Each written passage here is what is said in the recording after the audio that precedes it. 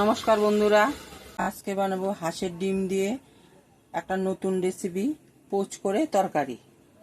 তার জন্য একটা ডিম নিয়েছি, আলু কুচি করে নিয়েছি, আদা ঘষে নিয়েছি, রসুন থেতো করে নিয়েছি আর পেঁয়াজ কুচি নিয়েছি। তেল দিয়ে দিলাম কড়াইতে,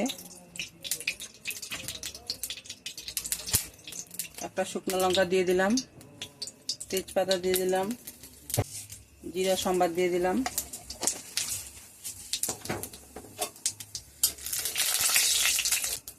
সম্বারটা ভাজা হয়ে গেছে, এখন রসুন কুচি দিয়ে দিব। রসুনটা ভাজা হয়ে গেছে, লাল লাল হয়ে গেছে রসুনটা। পেঁয়াজটা দিয়ে দিব।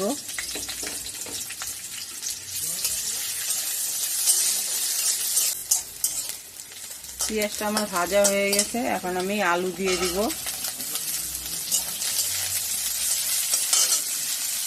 কাঁচা লঙ্কা দিয়ে দিব দুটো, আদা ঘষে দিয়ে দিলাম,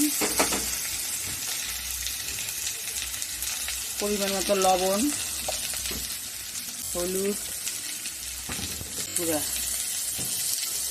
এখন ভালো করে সব কিছু ভাজতে হবে। সব কিছু ভাজা হয়ে গেছে, এখন আমি জল দিয়ে দিব।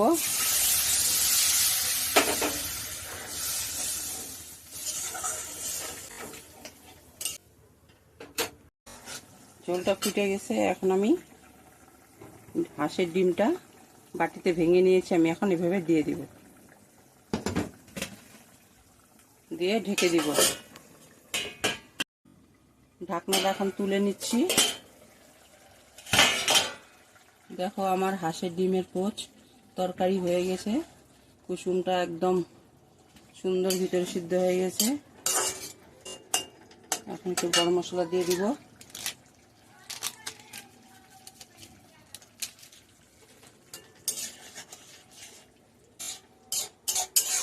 এরকম করে তোমরা বানিয়ে খাবে, কেমন হয় কমেন্ট করে বলবে। প্লিজ লাইক সাবস্ক্রাইব করে দিও।